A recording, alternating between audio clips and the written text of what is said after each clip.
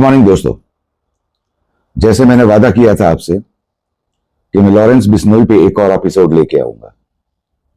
आज का episode Lawrence Bishnoi पे ही है। लॉरेंस बिश्नोई अब एक वो नाम हो गया है जिसकी चर्चा अंतर्राष्ट्रीय तौर पर होने लगी है।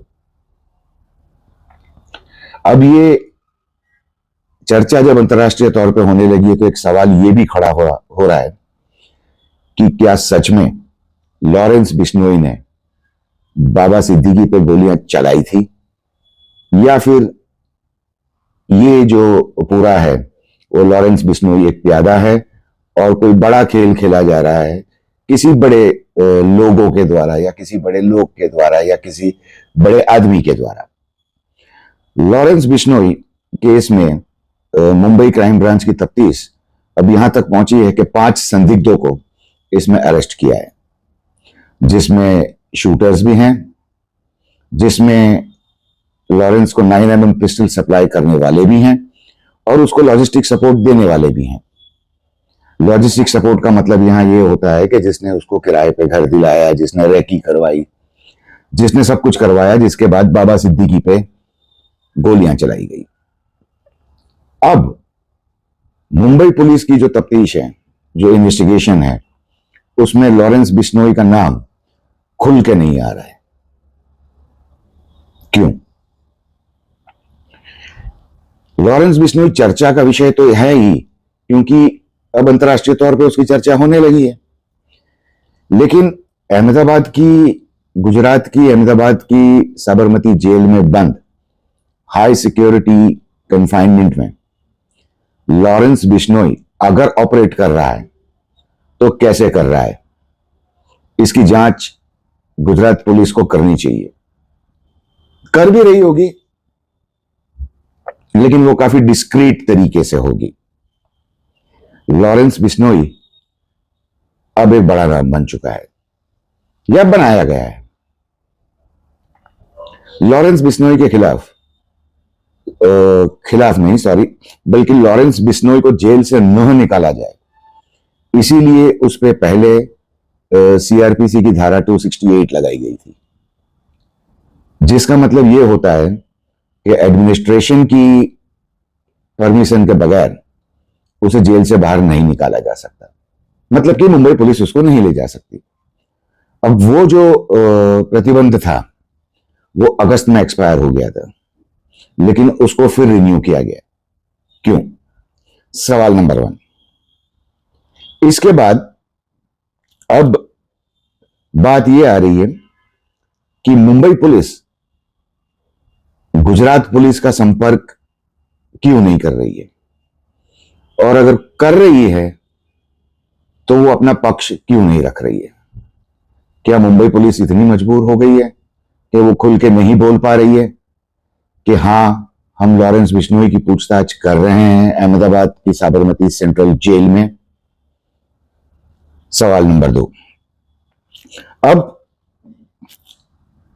मुंबई के वर्ली थाने में कल एक एफआईआर दर्ज की गई, जिसके मुताबिक जो बीच का आदमी है उसने ये पेशकश की है कि वो लॉरेंस और सलमान के बीच का जो झगड़ा है, जो तकरार है, जो alleged black bug hunting case को लेकर के है, उसके अंदर कॉम्प्रोमाइज स्ट्राइक कर सकता है, लेकिन उसके लिए उसको 5 करोड़ रुपया देना पड़ेगा। अब यहां वो बात सच होती दिखाई दे रही है कि दाऊद जैसे भगौड़े जो पाकिस्तान भाग गए हैं, अबू सालेम जैसे लोग जो जेल में बंद पड़े हैं, छोटा राजन जैसे लोग जो सरेंडर हो गए हैं और जेल में हैं और कन्विक्ट भी हो गए हैं, इसकी वजह से जो वैक्यूम क्रिएट हुआ था उसको लॉरेंस बिश्नोई गैंग भरना चाहती है फिरौतियों के द्वारा। क्या अभी बॉलीवुड का नंबर है, अगला नंबर क्या बिल्डरों का होगा? यह सवाल नंबर 3। अब बेशक जो भी है, लॉरेंस बिश्नोई केस एक बहुत ही इंटेंसिव इन्वेस्टिगेशन मांग रहा है और वो जरूरी बन गया है, क्योंकि लॉरेंस बिश्नोई अब सिर्फ हमारे देश का मामला नहीं रह गया है। काफी देश उसके बारे में चर्चा कर रहे हैं। चर्चा क्या कर रहे हैं, वो नाम भी ले रहे हैं। जेल लॉरेंस बिश्नोई के लिए क्या सिर्फ एक पिंजरा है या फिर कुछ और?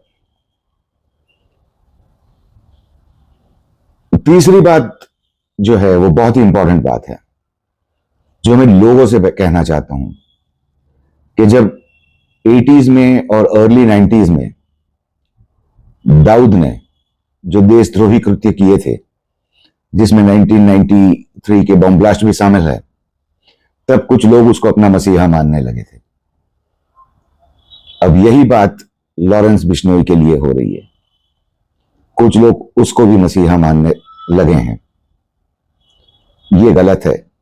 ऐसे लोग किसी के मसीहा नहीं होते। वो लोग सिर्फ अपने फायदे के लिए काम करते हैं, अपने फायदे के लिए एक्सटॉर्शन करते हैं, अपना गैंग चलाना चाहते हैं। और मैं मुंबई वासियों को भी कहना चाहता हूं कि अगर फिर से मुंबई में ये जो एक्सटॉर्शन का दौर शुरू हो गया तो तकलीफ उन्हीं को पड़ेगी, लड़ना उन्हीं को पड़ेगा।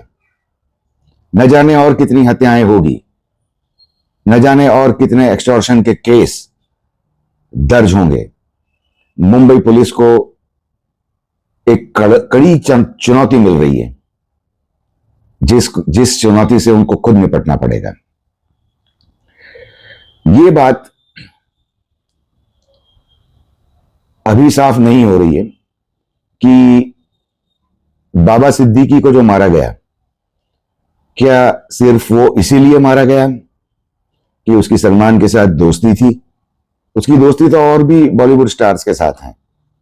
बहुत लोगों के साथ उसकी तस्वीरें सामने आई है जिसमें सभी शामिल है। सलमान, शाहरुख की बात नहीं, मैं सभी की बात कर रहा हूं। सभी शामिल है, सभी की दोस्ती थी उनके साथ। तो फिर सलमान की वजह से बाबा सिद्दीकी को क्यों मारा गया? अब ये बात डाइजेस्ट करनी थोड़ी टफ है, हो भी सकती है, हमें नहीं पता। लेकिन इसको क्या समझा जाए? ये शायद एक नई गैंग मुंबई के गेट पे दस्तक दे रही है, जिसको मुंबई पुलिस को सुनना चाहिए। और जो भी रुकावटें आ रही हैं उससे निपटकर लॉरेंस बिश्नोई की एक बार पूछताछ जरूर करनी चाहिए, कर भी रहे होंगे। और उसमें जो सच्चाई है वो लोगों के सामने लानी चाहिए। क्योंकि बाबा सिद्दीकी का मर्डर, बाबा सिद्दीकी पे गोलियां जो चलाई गई थी, वो अब मुंबई में एक बहुत बड़ा इश्यू बन गया है। मुंबई में नहीं, सारे देश में एक बड़ा इश्यू बन गया है। और उसका सीधा कनेक्शन अब गुजरात जेल से आ रहा है। तो मतलब गुजरात पुलिस को भी इतना एक्टिव होना पड़ेगा कि वो इस मामले की पूरी सच्चाई लोगों के सामने रखे कि क्यों बाबा सिद्दीकी को मारा गया। बाबा सिद्दीकी के जिस गुट से हैं वो अजीत पवार गुट हैं। अजीत पवार जो एक वक्त पे अपने चाचा शरद पवार के साथ थे, अभी डिप्टी सीएम हैं महाराष्ट्र के, लेकिन उनका कोई स्टेटमेंट नहीं आ रहा है। ये इशारा किस तरफ है, शायद आप समझ गए होंगे।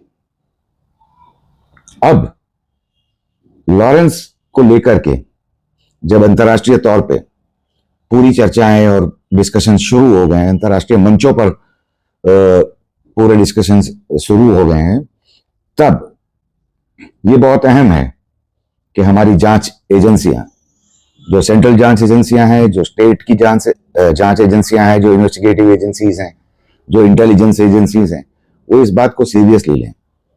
क्योंकि कहीं ना कहीं हमारे देश का नाम जरूर खराब हो रहा है इसमें।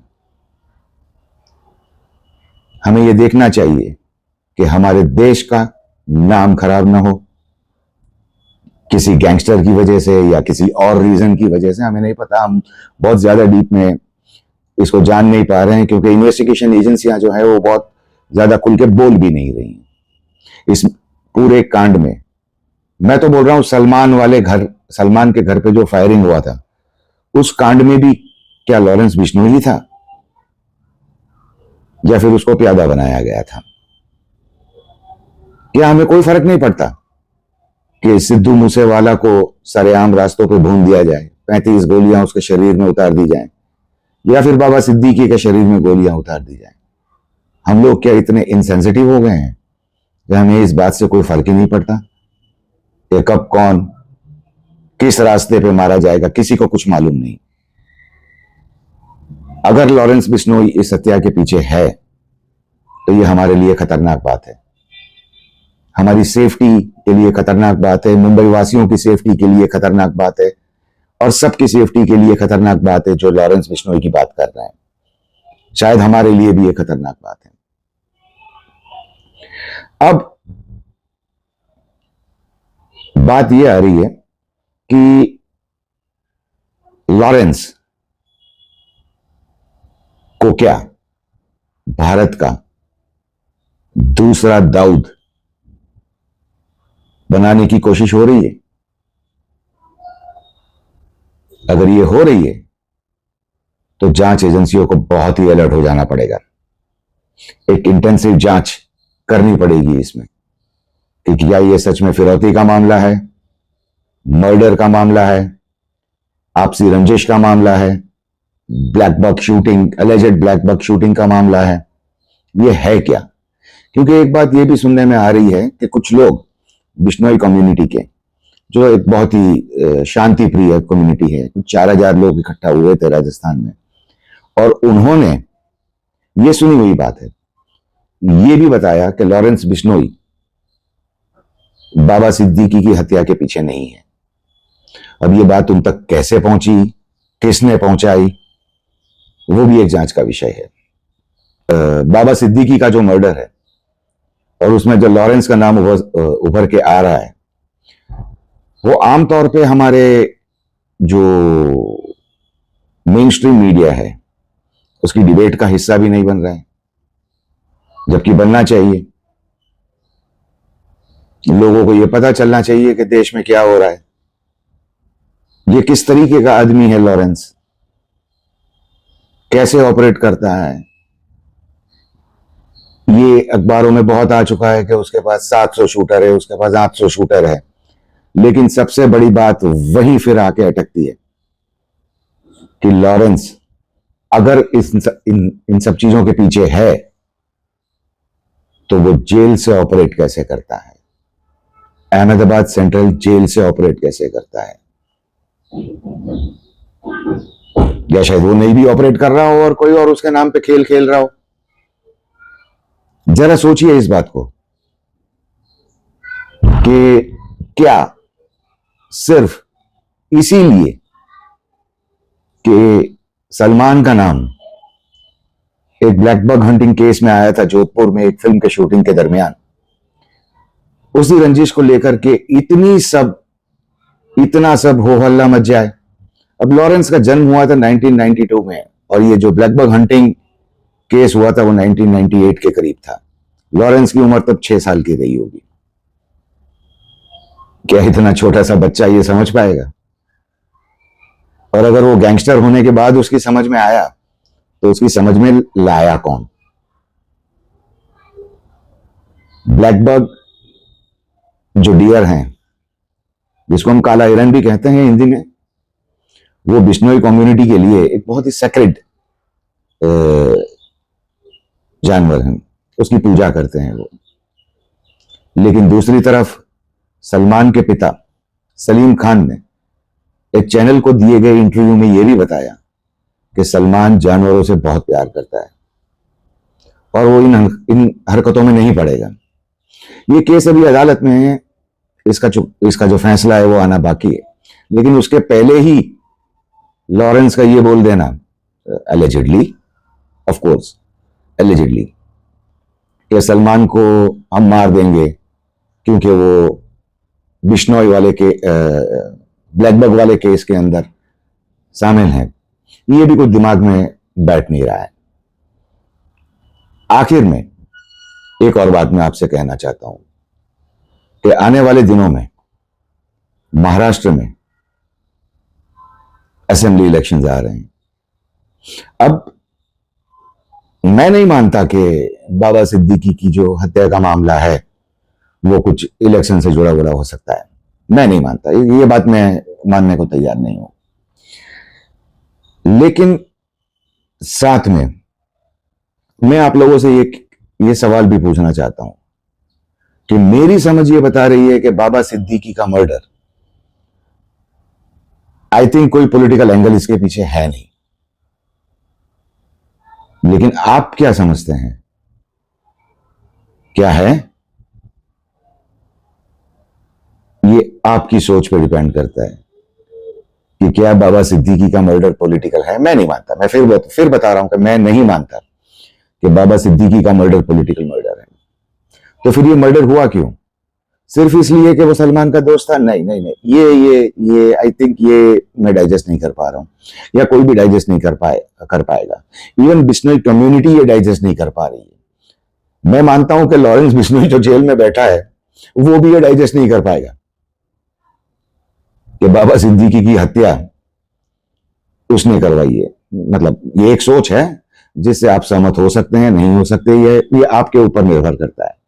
लेकिन महाराष्ट्र इलेक्शन अब सभी पॉलिटिकल पार्टियों के लिए एक चुनौती बन चुका है। तो मेरी सोच ये बताती है कि ये पॉलिटिकल मर्डर नहीं है। आपकी सोच क्या बताती है? आप जरा कमेंट बॉक्स में लिख कर बताइए कि आप क्या मानते हैं इस मर्डर के बारे में। तो आज के एपिसोड में बस इतना ही। सरफराज फ्रॉम ग्राउंड जीरो से मैं आपको नमस्कार करता हूं।